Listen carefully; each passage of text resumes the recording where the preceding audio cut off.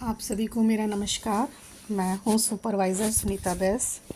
आज हम लोग बात करेंगे कि हमारी आंगनवाड़ी वर्कर के द्वारा इस समय जो पोषण ट्रैकर पर पंजीकृत लाभार्थियों का फेस कैप्चरिंग और ई-केवाईसी की जा रही है, उसको हम लोग लाभार्थी वाइज किस प्रकार से चेक कर सकते हैं कि किस लाभार्थी का वर्कर के द्वारा फेस ऑथेंटिकेशन कर लिया गया है और किसका अभी अवशेष है।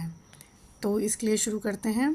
हम लोग पोषण ट्रैकर पर सुपरवाइज़र आईडी से खोलते हैं, करंट मंथ में जाते हैं। करंट मंथ में हम फेशियल रिकग्नाइजेशन सिस्टम को टच करते हैं। यहाँ पर देखिए सेक्टर वाइज मेरा क्षेत्र का डिटेल खुलकर आ रहा है, जिसमें आंगनवाड़ी सेंटर का नाम, total eligible beneficiaries, face capture with e-KYC, Aadhaar face authentication, और यहाँ पर ये वो लाभार्थी की संख्या है जिनको कार्यकर्त्री के द्वारा बिना फेस ऑथेंटिकेशन किए ड्राई राशन वितरण कर दिया गया है। चूँकि यहाँ पर हमें निकालना है कि हमारे किन लाभार्थियों का फेस ऑथेंटिकेशन हो गया है और कौन से अवशेष हैं। इसके लिए हम लोग कोई भी एक आंगनवाड़ी सेंटर चुनते हैं। जैसे मैंने ये आंगनवाड़ी सेंटर है मेरा भैलामऊ बी। ये जो यहाँ पर हमारी टोटल एलिजिबल बेनिफिशियरी की संख्या दिखाई दे रही है, इसको हम टच करेंगे। ये हमारी रिपोर्ट खुलकर आ जाती है।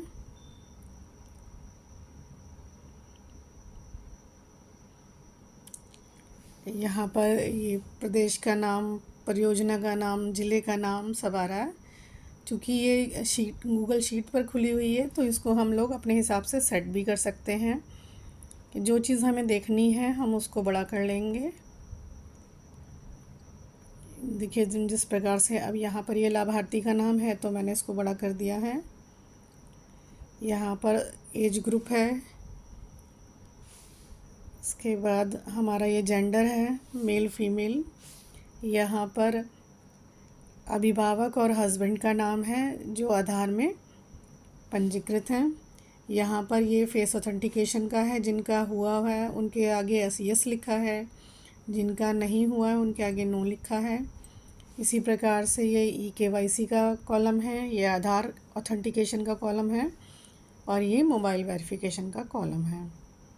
तो मुझे उम्मीद है कि आप लोग इस प्रकार से लिस्ट निकाल कर अपनी वर्कर की समस्या का हल कर सकते हैं कि उसको जानकारी नहीं हो पा रही है कि उसके द्वारा किस किस लाभार्थी का कर लिया गया है।